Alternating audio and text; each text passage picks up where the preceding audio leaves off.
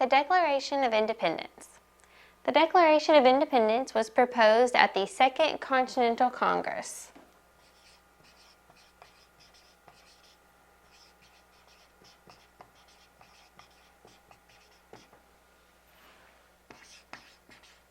By Richard Henry Lee, and was composed by a committee of Benjamin Franklin, Thomas Jefferson, John Adams, Robert Livingston, and Roger Sherman.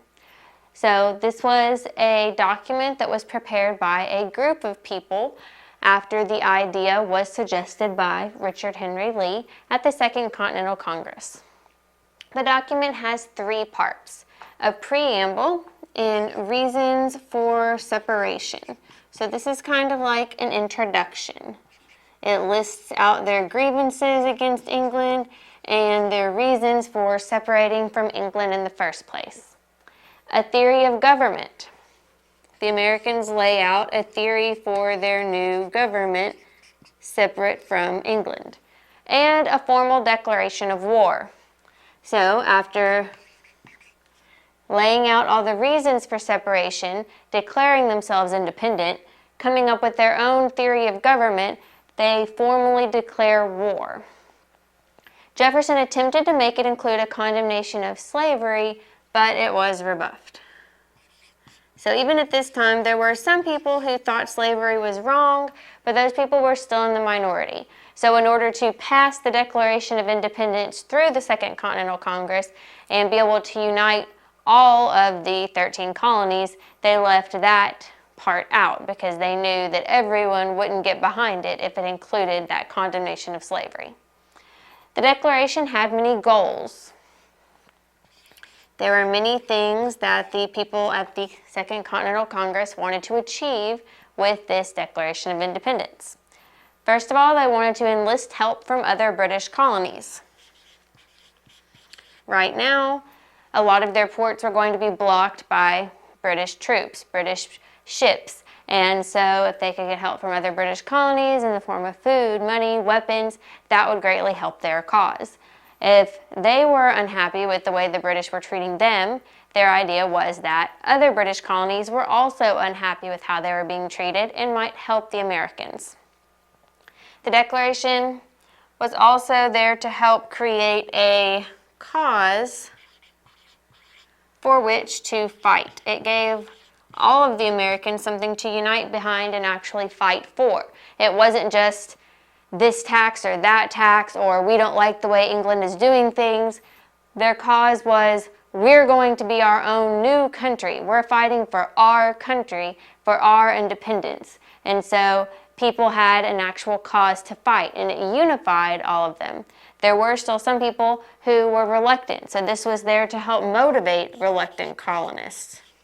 There were some people who still felt very much a part of England. Maybe they hadn't come over as recently, or maybe they had just experienced good things in England, hadn't experienced as much bad, but a lot of them still had loyalty to England, and so it was hard for them to make that break and say, okay, we'll become a new country, we'll turn our back on England and know that we can never be a part of it again after we declare war on England and if we become a separate country like we would like to do.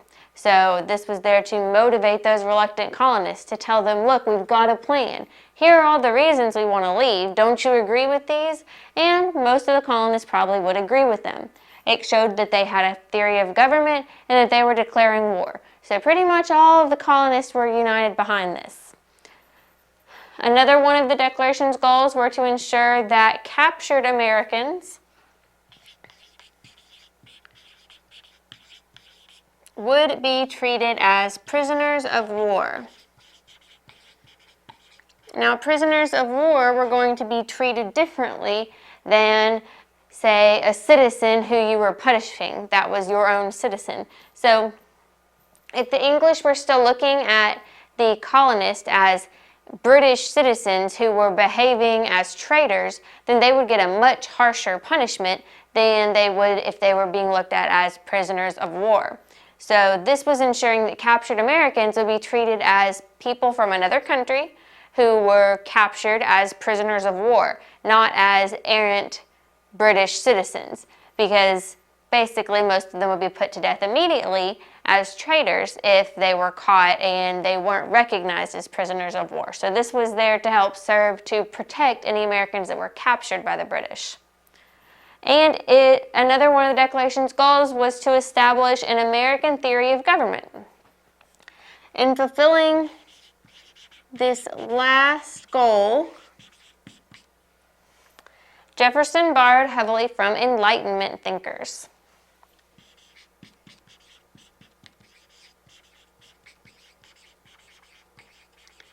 Some of those included Montesquieu, Rousseau, and Locke, asserting famously that all men are created equal. So it was important for the Americans to have a theory of government. No country is going to run without a government. You have to have a way to build things, to communicate, to be able to basically get anything done, especially if you wanted your country to grow. And as a small country right now, the Americans did want to be strong, they did want to grow, and so they were looking to show people, look, we've got something to go on, we've got a plan. So they came up with this theory of government, and in writing this, Jefferson did lean heavily on the Enlightenment thinkers, asserting that all men are created equal. So he was still putting that out there, where he had tried to get in the condemnation of slavery. He couldn't get that past the Second Continental Congress members, but he was able to get this in. All men are created equal. And so that would be something that was used later to prove that slaves were equal to white men and to white people. So they weren't going to be thought of as less than a white person anymore. Eventually. At this time, people who were opposing slavery were still in the minority, but this shows that Jefferson was still trying to push that agenda forward. So the Declaration of Independence was written at the Second Continental Congress, and it had 3 parts to it. It listed out the reasons that the Americans were wanting to separate from Britain in the first place. It talked about their theory of government that they were coming up with, and it was a formal declaration of war. There were several goals that went along with the Declaration. They wanted to get help from other British colonies. They wanted to create a cause for which to fight. They wanted to motivate reluctant colonists, anyone who hadn't been very much for the cause yet. They wanted to get them in there on their side. They wanted everybody fighting for this same cause, because they needed to be strong to be able to defeat England. They wanted to establish that any captured Americans would be treated as prisoners of war and not traitorous citizens of Britain. And they established that theory of government, which is very important because it showed people that they had a plan, there was going to be a new government in place, here's what it looked like, and it gave them a different option than what they'd been seeing from England. So, Declaration of Independence was formed and completely written at the Second Continental Congress. Articles of Confederation. The Articles of Confederation were the first attempt of the newly independent colonies, now known as the United States of America,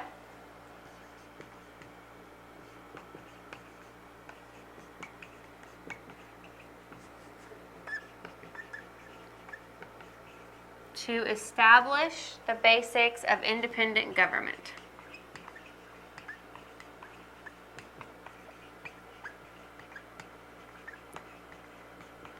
So, the United States of America were independent now. They were free from Britain. They were recognized as an independent nation, but they had to find some way to rule themselves. They had to find some form of law. They had to write something down that said how they were going to govern themselves now that they were an independent nation.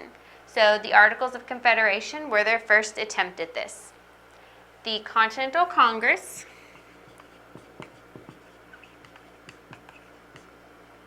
the same group that drafted the Declaration of Independence, now joined together again with delegates from all 13 states, And they passed the Articles of Confederation on November 15th, 1777. And they went into effect on March 1st, 1778. So it took a while because this was following ratification, basically approval, by all 13 states. So they waited for all 13 states to ratify the Articles of Confederation, approving them before they went into effect on March 1st the following year. The Articles prevented a strong central government, which meant that they prevented a central government from gaining too much power. The Americans were worried. They were scared. They had just gotten their independence from Britain, who had that strong central government who demanded so much from the individual citizens and the individual colonies. And so they were really worried about giving a central government too much power. So they wrote the Articles of Confederation, giving very little power to the central government. So a congressional body made up of delegates from all 13 states formed the central government. So every state got to send delegates. They met together. They would decide on things. However, individual states retained final authority. So if this congressional body of all the delegates decided that everyone should pay so much in taxes to help pay for this new country they now have, the individual states could say, I don't think I want to do that to my citizens. They're still struggling because we just finished this war. They're still working on rebuilding their farms, rebuilding their homes, getting their crops back in order. I don't want to tax my people, so I'm not going to do it. And since the individual states had that authority, they didn't have to do what the central government said. So this didn't work out very well because every state was just doing what they wanted to do, and this was supposed to be the United States of America, where all the states formed a union and followed some of the same basic rules. So this weak alliance between the 13 states proved ineffective at settling disputes or enforcing laws. So if they tried to say, this is what happens as a result of this dispute, the states could just say, no, I don't think so, and do whatever they wanted. If they tried to enforce laws like taxation, even fair taxation, the states could say, oh no, I'm not going to make my citizens pay that. So eventually, recognition of these weaknesses led the Americans to draft a new document, the Constitution.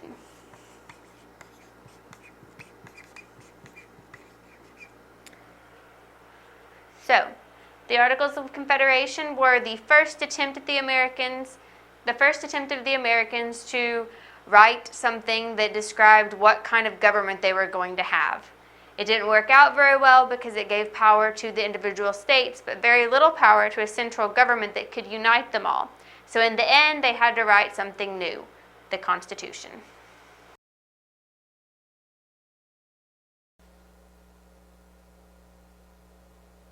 The term unalienable rights is the term used to describe the fundamental rights that are guaranteed to people naturally instead of by law. So the idea here is that these rights aren't given to us by law, but they are rights that people everywhere, all around the world, through all of history, have always possessed. And so the idea then is that these unalienable rights aren't guaranteed to us by law, but they also should not be taken away from us by law. Now, people have certain natural rights, and laws cannot take them away. So that's kind of a way to restate what I just said. Now, the Declaration of Independence states that these unalienable rights are life, liberty, and the pursuit of happiness. And so the Declaration of Independence doesn't say that these are the only three rights that are out there, or the only three unalienable rights, but it says these are some of them. And then the Constitution has amendments to it. And so the First Amendment, which is probably the most well-known, lists some other unalienable rights, which includes religious freedom, freedom of speech and of the press, and the right to assemble and petition as additional unalienable rights that people possess. Okay?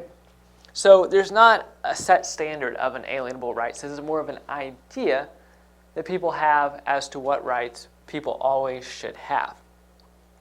And so in the United States government and United States culture, these are kind of the unalienable rights that are thought of. If someone said unalienable rights, people would say life, liberty, and the pursuit of happiness because they're so familiar with the Declaration of Independence.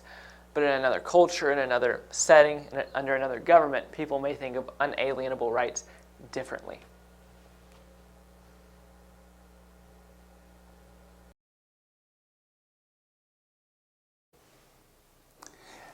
The executive branch of the U.S. federal government is one of three branches. We have the legislative, the executive, and the judicial branch.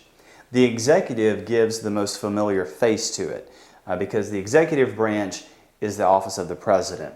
Now, where does the president live?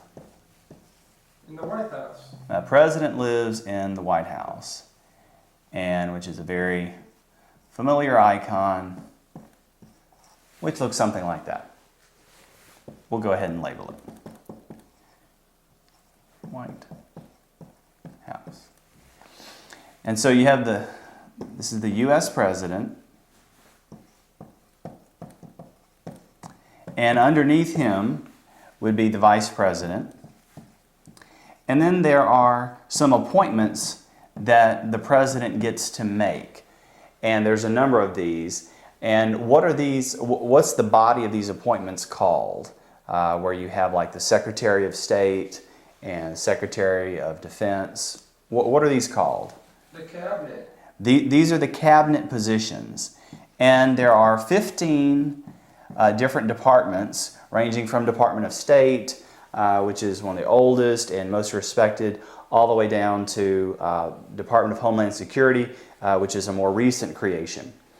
And there are other officers that are appointed by the U.S. President that are at a cabinet level but are not considered to be one of the 15 departments that you typically think of with your cabinet officers.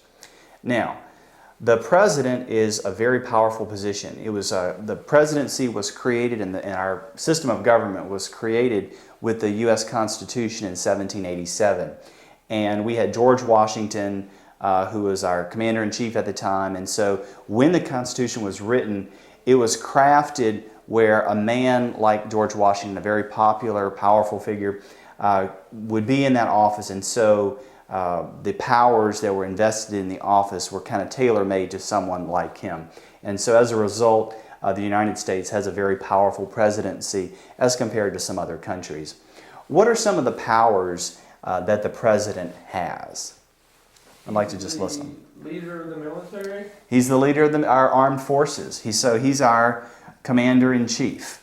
And he's the guy that the generals ultimately report to, and he makes a lot of the decisions about our armed forces and how they're going to be deployed. And our Joint Chiefs of Staff, they look to the president for their marching orders. While Congress declares war, the president is the one that takes us to war and leads our troops. What else? What are some other responsibilities? He listens to Congress? When the bills come from Congress, Congress is responsible for making the laws. And so they have to get through the Senate, they have to get through the House of Representatives, but then they come before the president, and the president has the right to either sign them into law or to veto them. And this is part of the balance of powers, where Congress is very powerful, they can make the laws, but the president can veto them if he doesn't like them. Now, then it goes back to Congress, and Congress can overturn the president's veto with a 2/3 vote, but that's often very difficult for them to achieve. And so the president has veto power over a lot of legislation that comes through. The president usually doesn't do it that often, but it is a very powerful tool in the tool belt to use, and you can help influence Congress to pass certain legislation. You can threaten them not to pass other legislation, and by the threat of the veto. What else? Spending? Spending. Through the cabinet positions, the budget is set by Congress, but the president has a lot of influence in that process, and through the cabinets, a lot of money goes into the cabinets, positions and departments, and get spent through there. And so there is some involvement with spending through the presidency. What else?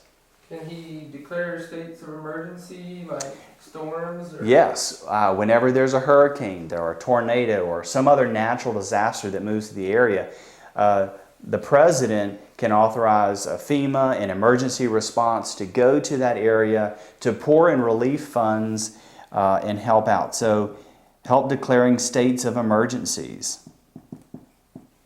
What else? Makes executive agreements?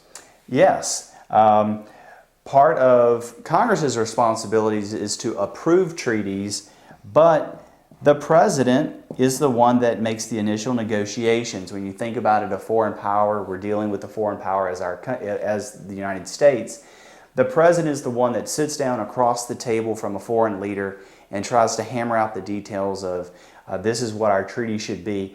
Then he has to bring that treaty back and get it approved by Congress. And so again, we see the balance of powers, how each is involved in different processes to contribute to a positive result. What else? Appoints people to different branches? Appointments. A lot of federal judges are appointed by the current president.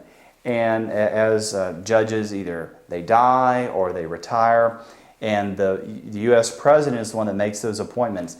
And it's not just at the Supreme Court level, it's at other levels of the judiciary. It's through the cabinet departments.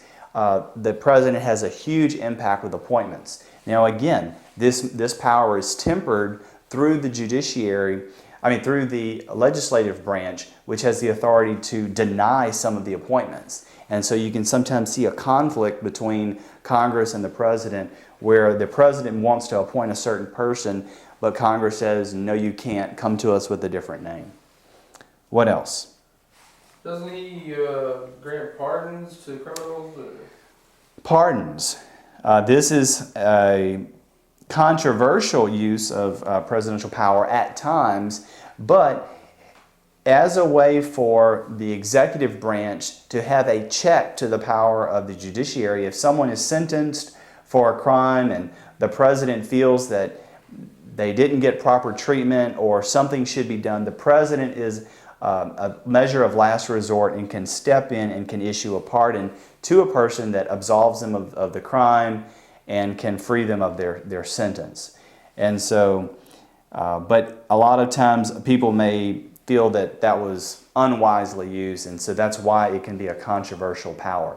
But as you can see, there are a lot of things. Usually we see the president on TV and we may not be sure exactly what he does, but he has a lot of different responsibilities. It's a very powerful position, and the president is the head of the executive branch.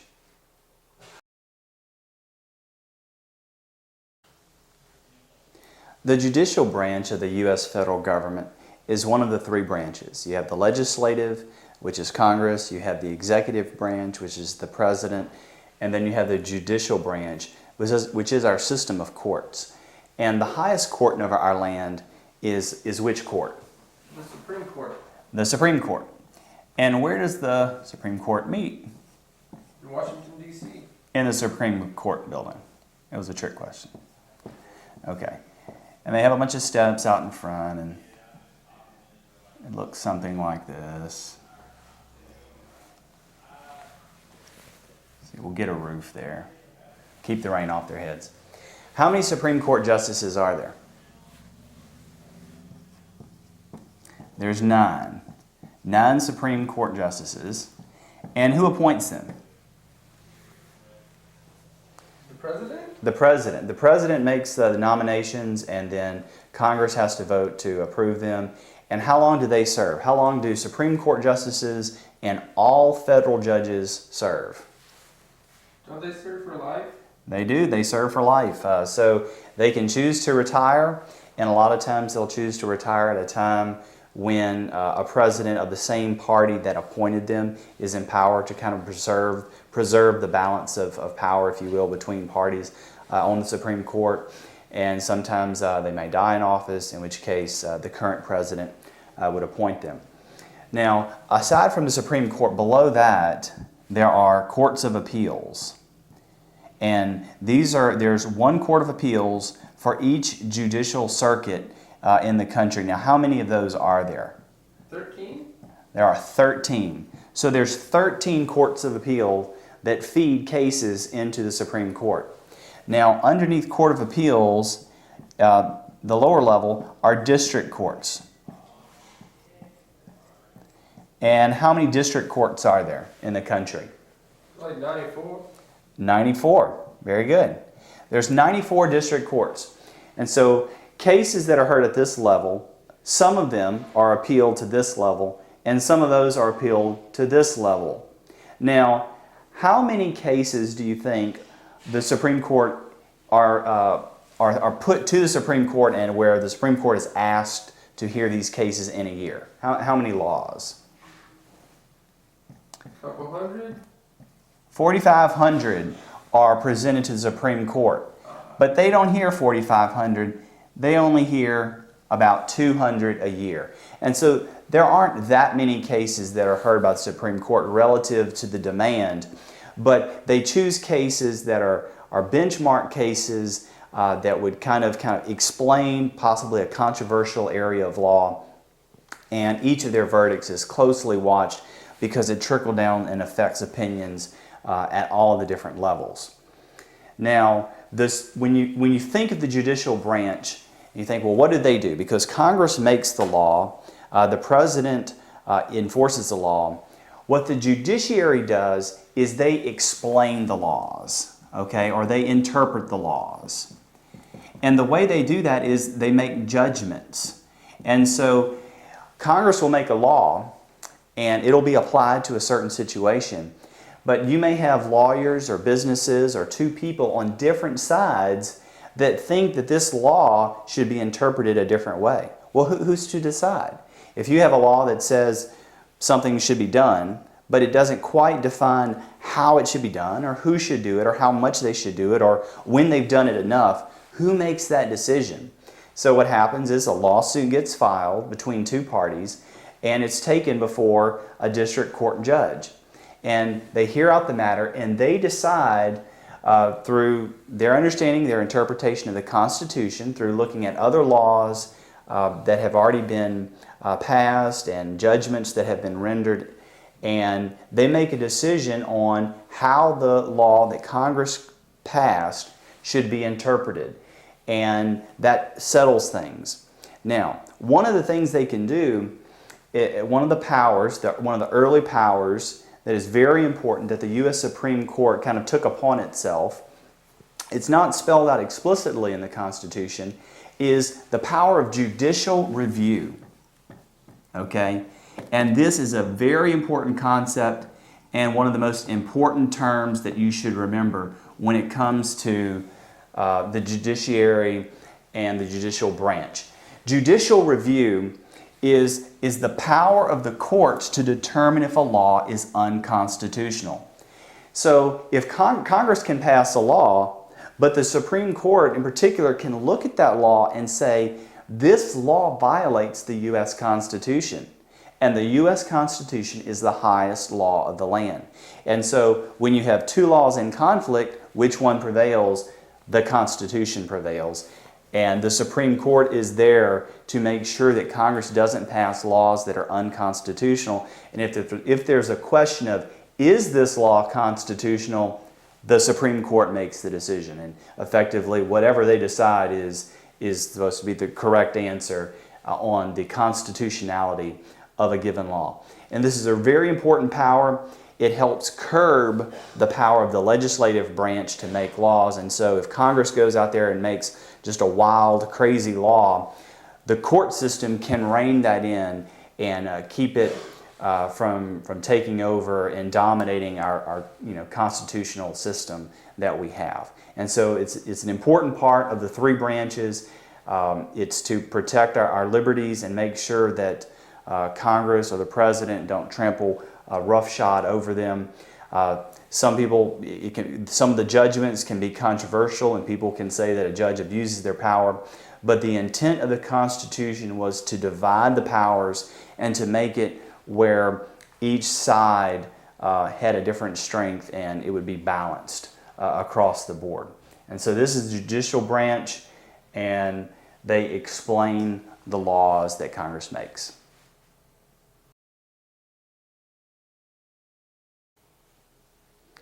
Right now, I'd like to talk about the legislative branch of the U.S. federal government. As we know, the legislative branch is one of three branches. The executive and the judicial branch are the other two. The legislative is one of the most visible. Who knows where the legislative branch meets? In what building? The Capitol building. Yes, the Capitol building. And you'll see this a lot in different literature. It's a very recognizable structure. It looks something like that. This is the U.S. Capitol building.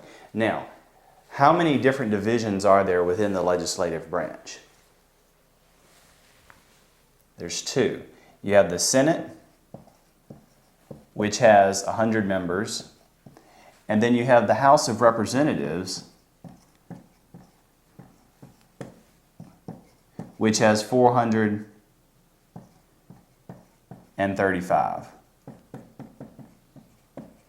members. Now, there's 535 total. These are distributed, you have two for each state, and then these 435 are distributed across the different states on the basis of population. And so a state like Wyoming is going to have fewer than California, which is a much more populous state. Now, the primary goal, if you had to sum it up, of what the legislative branch does is they make laws. Okay? But that isn't the only thing they do. They're given a number of powers from the U.S. Constitution, which was established in 1787. What are some of the powers that they do? Taxing? Taxing. The U.S. Congress is the branch that is responsible for taxes. So if you want to complain about taxes, you can take it up with Congress.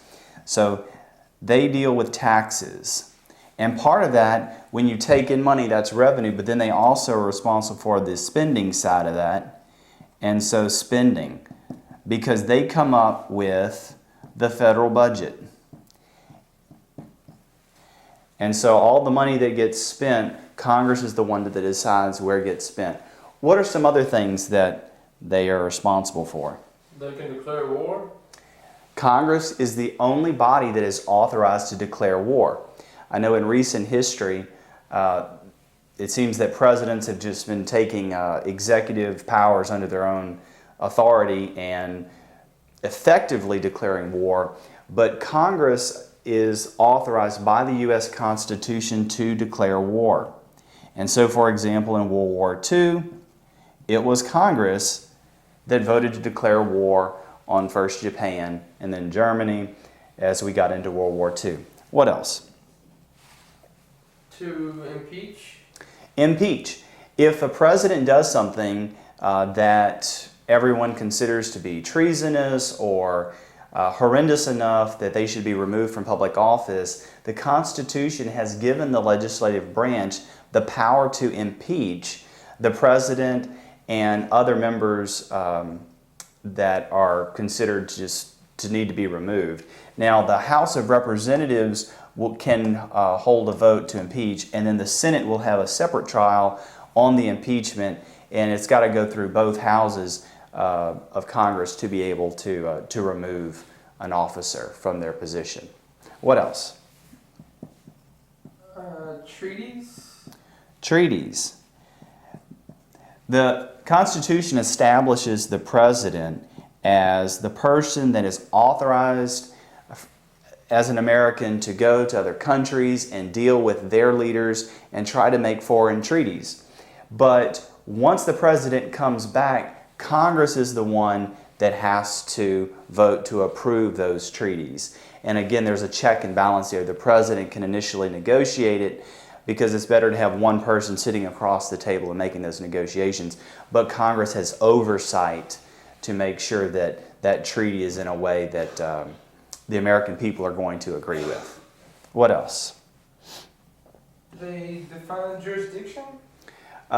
The Congress has the authority to set jurisdiction. And so there's been some talk, in fact, of passing legislation and saying that the courts can't touch this. Congress can say that a certain area is off limits to the judiciary.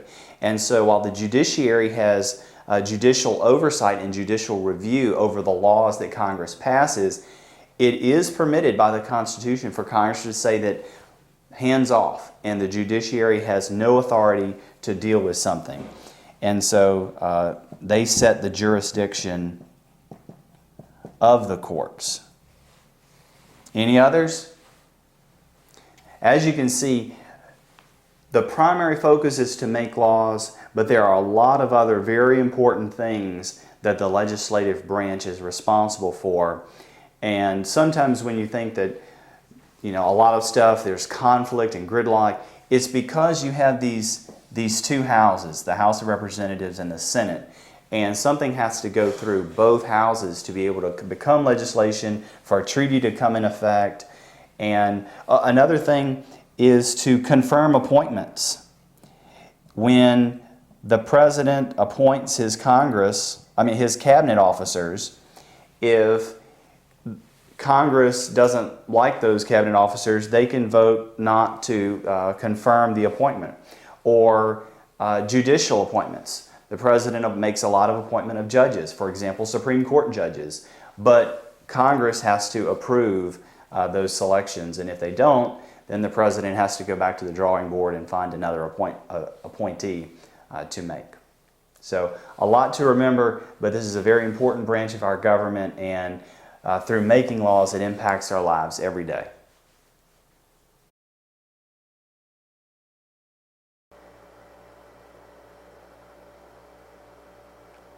The people of the United States are guaranteed freedom of speech. So freedom of speech is the freedom to say whatever one thinks. And so freedom of speech is protected by the Bill of Rights. So after the Constitution was written, many amendments have been added to it. And the first we call the Bill of Rights because it's a list of rights for the American people. And specifically, in the First Amendment is where we find free speech protected. There are a number of freedoms listed in the First Amendment, and one of those is the freedom of speech. And so this means a person is allowed to say whatever he or she thinks, even something negative about the government of the country. And so this freedom allows critics of governmental policies to voice their concerns without fear of reprisal. And so this results in a lot of open discourse about the government's laws, about its policies, about the way it is running, because we have this open discourse because people aren't fearing retaliation from the government if they happen to say something negative about the government. And so one thing that people associate with America is freedom, and one of those freedoms that people hold on to really strongly is the ability to be able to be free in one's speech and to be able to openly critique or criticize the government.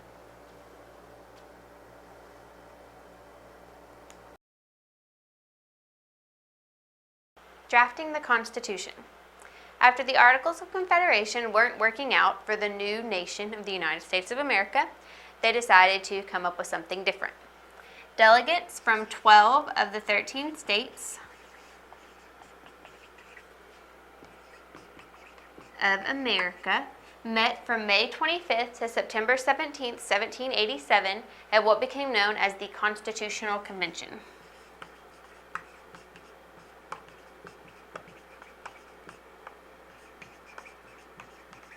The only state that did not send a delegate was Rhode Island, and that's because they didn't want to give up any of their state power, and they were worried that a new constitution would give more power to a central government, and they didn't want to lose their individual state power. They also had a lot of their own paper money printed, and part of the goal of the Constitutional Convention was to produce a national currency that all of the states would use, and Rhode Island didn't want to give up their currency, so they didn't attend the Constitutional Convention. In the end, they did sign the Constitution and become a state in the United States of America under the current Constitution when they realized they were surrounded by so many other states, and it wasn't really going to work out for them to remain their own nation separate from the United States of America. But at the convention, they did not have a delegate present. The delegates' original purpose was to revise the Articles of Confederation. They realized it wasn't working and they said, okay, we need to revise this. However, it was quickly realized that a revision would not be enough to provide a workable government structure. The Articles of Confederation made central government too weak and gave the states too much power. So instead of being able to simply revise the Articles of Confederation, something new was going to have to be written. After vowing to keep all proceedings secret, delegates set out to draft a new document that eventually became the Constitution of the United States of America. By keeping it secret until completed, the delegates were able to present a full, completed draft to the country, to their home states, for ratification instead of haggling over details.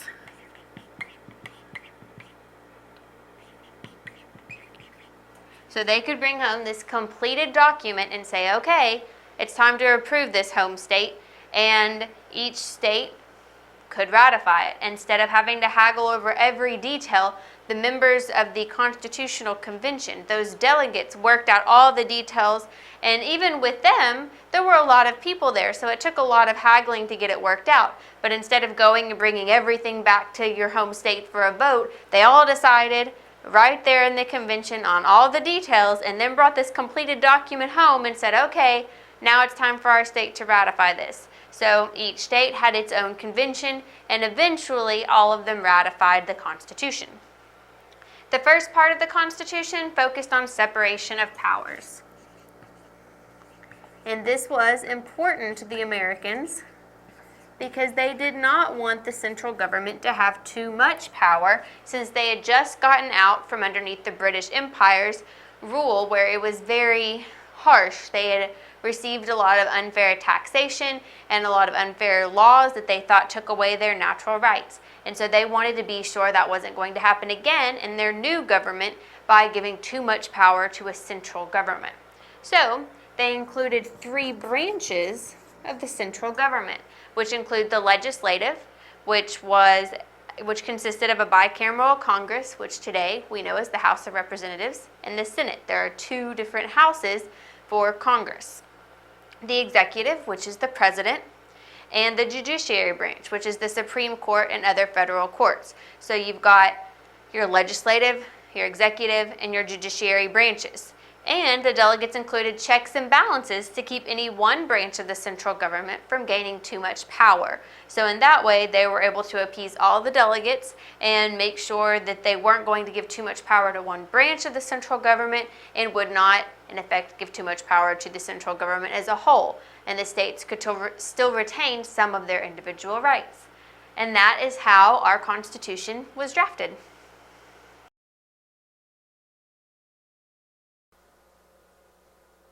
The 13th Amendment to the United States Constitution has had a huge impact on the United States.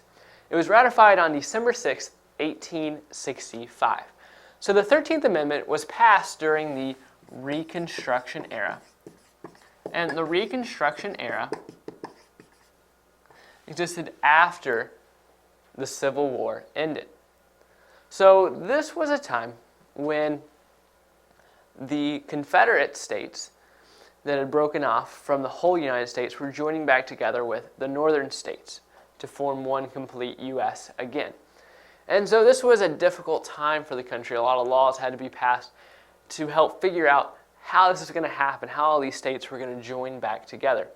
And in addition, many of the Confederate soldiers had to be granted pardons because they were considered in opposition to the U.S., and so they were committing illegal acts. And so in order for them not to go to prison, they had to be granted presidential pardons. Now, the 13th Amendment freed all slaves, and it also legally forbade slavery in the U.S. So it freed all current slaves and said that slavery could not exist again. Now, slaves were freed without giving monetary compensation to the slave holders.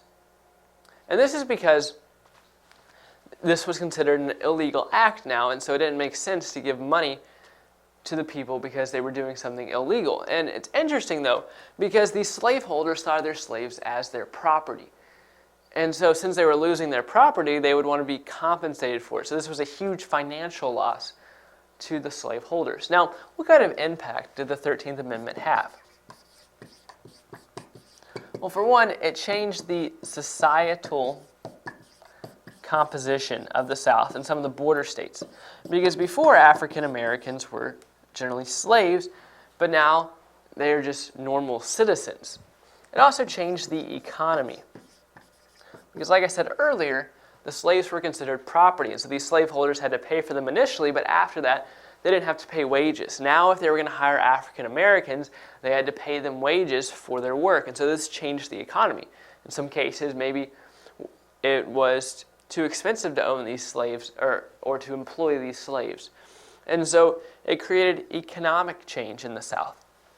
And then civil rights was also born after the 13th Amendment happened, because now at first the idea was these African Americans needed to be free from slavery. But now that they've been freed, they're not on equal ground with the white people of the U.S. And so that's what happened with the civil rights movement, pretty much starting at this point all the way up into not that long ago, as African Americans and others on their behalf were fighting for equal rights to that of the other Americans. Now, to give you a full context of the 13th Amendment, it has two sections, and so Section 1 says, "Neither slavery nor involuntary servitude, except as a punishment for crime, where the party shall have been duly convicted, shall exist within the United States, or any place subject to their jurisdiction." So this was saying, like I said earlier, that slavery can never exist again. People can only be made to work, basically, if it was punishment for a crime that they had been convicted for. And so basically what was happening is these slaves were being treated like criminals, even though they were not.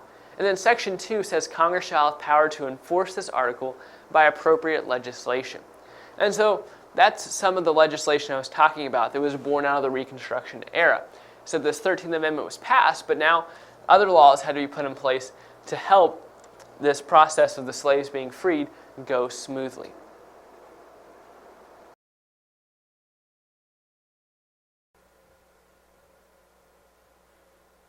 The 14th Amendment was ratified on July 9, 1868, during the Reconstruction era of the United States. The 14th Amendment declared that all persons born or naturalized were U.S. citizens. So basically, if someone was born in the U.S. or naturalized, they were considered a U.S. citizen. And then it also declared that all citizens were entitled to equal rights regardless of race. So the 14th Amendment basically did two things. First, it defined who a U.S. citizen was, and then it said that all of these citizens have equal rights. Now, the amendment fell short of giving black men the right to vote,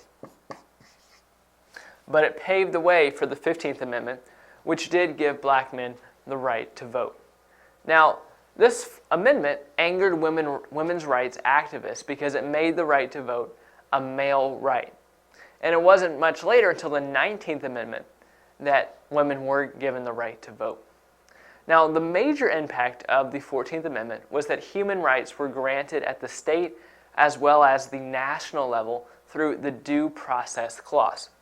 So I'm going to write that on the board because that's really important to remember, the Due Process Clause. So the 14th Amendment said that all people, all citizens, cannot be convicted of a crime unless they've been through the due process of law. And so we could also say that the 14th Amendment granted due process to all citizens. So basically these minority groups, or the black people, couldn't be discriminated against by the court system.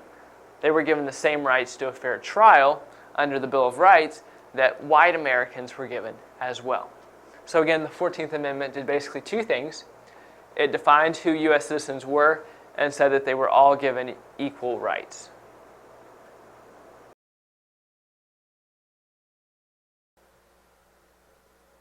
The 15th Amendment was ratified in 1870. Now, this 15th Amendment granted black men the right to vote. It passed because Confederate states were forced to comply based on the Military Reconstruction Act. The Military Reconstruction Act was passed a few years prior by Congress despite President Johnson's veto. And so this put the Confederate states under military control to aid in the process of reconstruction of the southern states being joined together again with the northern states. And so as part of the Military Reconstruction Act, they had to pass the 15th Amendment. And women's rights activists also opposed the amendment because it granted the right to vote to males only. So you can see how much opposition and tension there was with the 15th Amendment because women's rights activists opposed it, as well as these Confederate and Southern states who had a lot of prejudice against blacks. And so really only through the Military Reconstruction Act could the 15th Amendment most likely come about. Now, women also wanted the right to vote, or these women rights activists wanted the right to vote as well. And so that didn't come about until the 19th Amendment, which came about much later. And so they opposed it because this amendment was making the right to vote a male right only. Because although it was giving it to blacks, and so now it wasn't, before it was just a white male right, and now it was cutting across cultural lines. And so now no longer was it a right of one ethnicity, but it was still just a right of one gender. And so the push for women's rights eventually resulted in the 19th Amendment. But here we're just focusing on the 15th Amendment, and this was the last of three very historic amendments in the U.S. relating to Reconstruction. And that's the 13th, 14th, and 15th Amendments. And these had a huge impact on life in the U.S. because they put an end to the era of slavery and were the first steps in giving freedom and equal rights to black people at the state and national levels.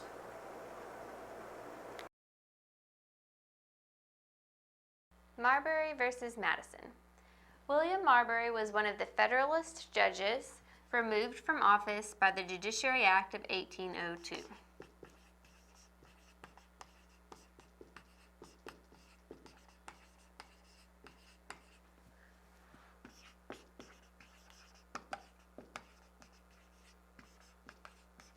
After Thomas Jefferson became president after the election of 1800, he pushed through the Judiciary Act of 1802.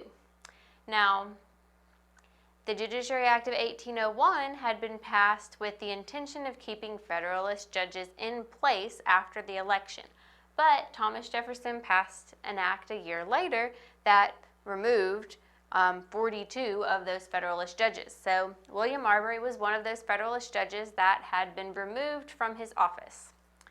Marbury, having been promised a job, brought up the issue with James Madison,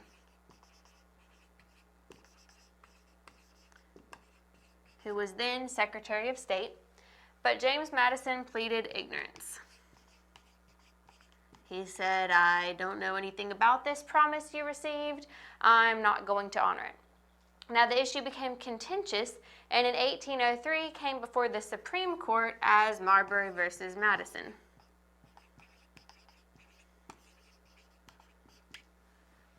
Although Section 13 of the Judiciary Act of 1789 had a writ of mandamus which required Madison to honor the appointment, Chief Justice John Marshall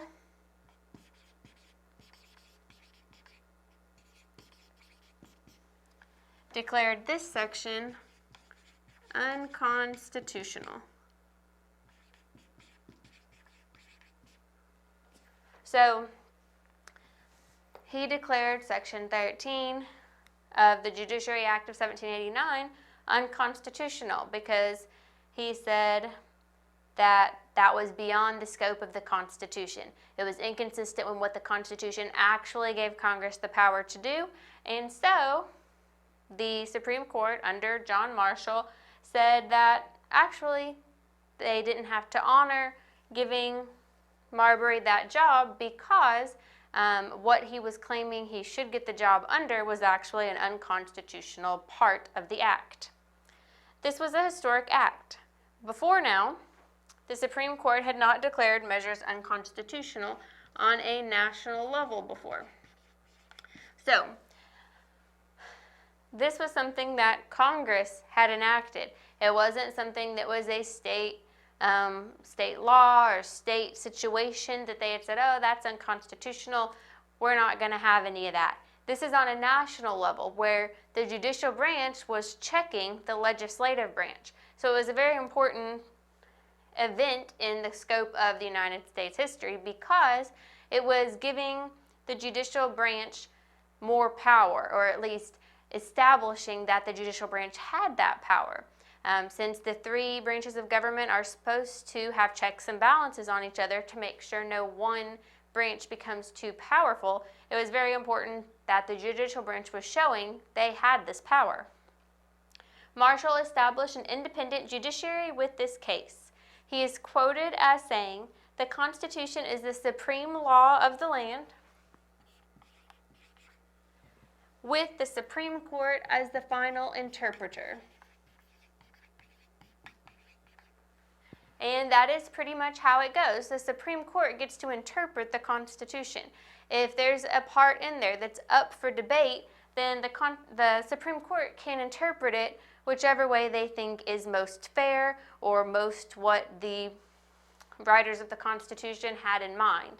So Marbury versus Madison was a very important case because it did establish that the judicial branch, in the form of the Supreme Court, could declare an act of Congress unconstitutional.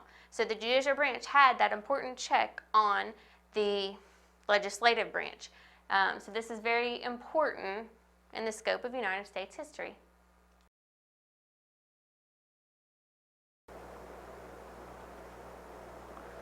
A representative government allows the people to choose who will represent them in governmental decisions.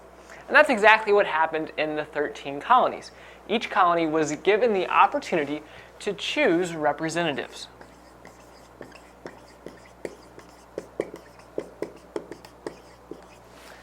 And this action is the mainstay of American democracy to this day.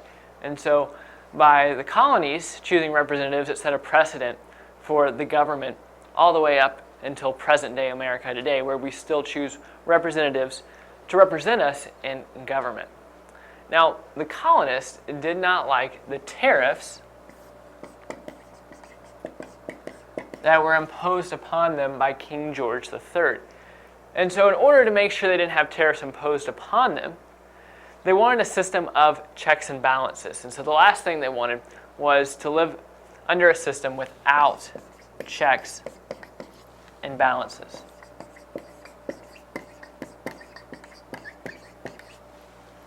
So the colonists did not like the tariffs imposed upon them by King George III and did not want a system without checks and balances to occur in the colonies.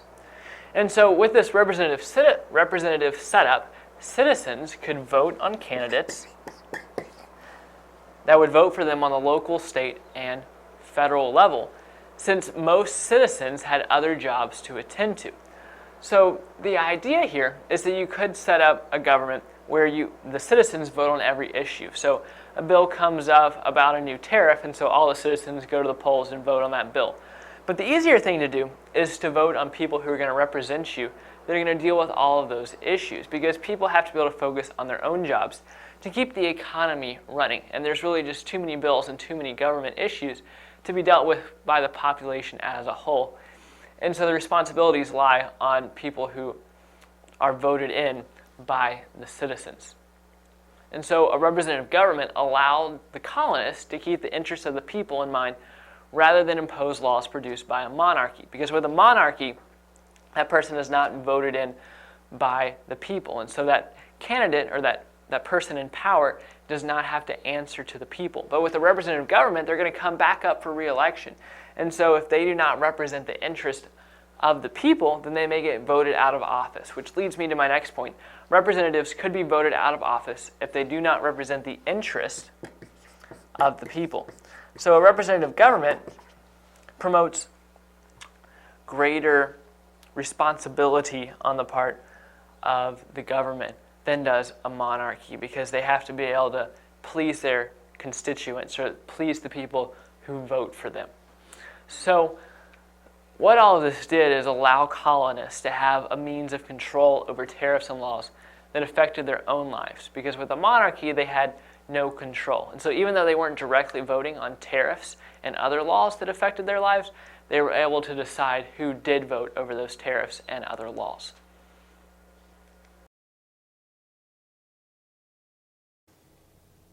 The U.S. federal government affects all of our lives. It is made up of 3 different branches. The branches were established by the U.S. Constitution, which was adopted in 1787. The first branch serves in the Capitol building, the U.S. Capitol building, and it's the legislative branch. Now, there are 2 parts to the legislative branch. There's the Senate, which is made up of 100 members, 2 from each state, and there's the House of Representatives. The House of Representatives is made up of 435 members. So all told, there are 535 members of the legislative branch.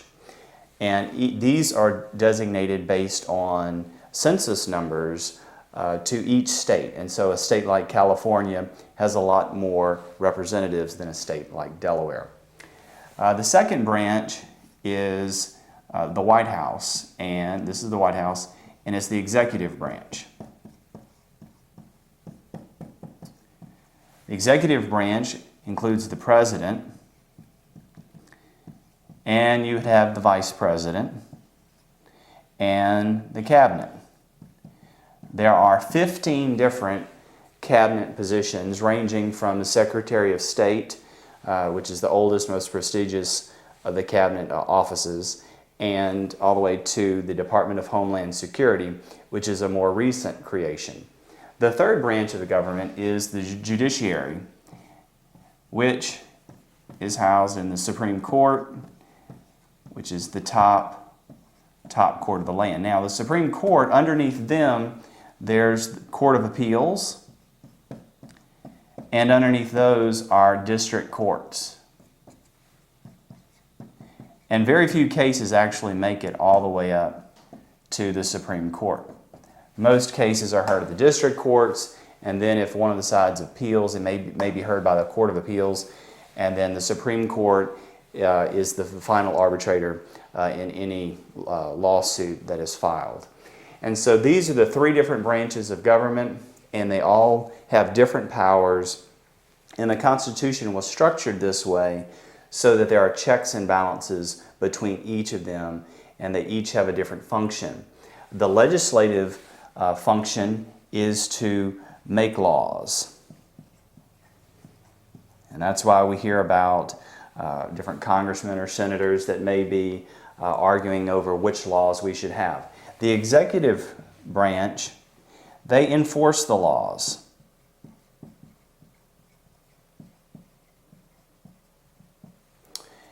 And the Supreme Court and our court system, they oversee the laws and decide which ones are constitutional and which are not, and so they evaluate them. They evaluate the laws.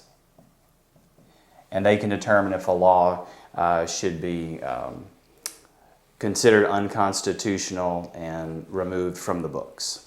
And so these 3 branches of government make up the U.S. federal government, and we should know how they are structured and the different divisions of them.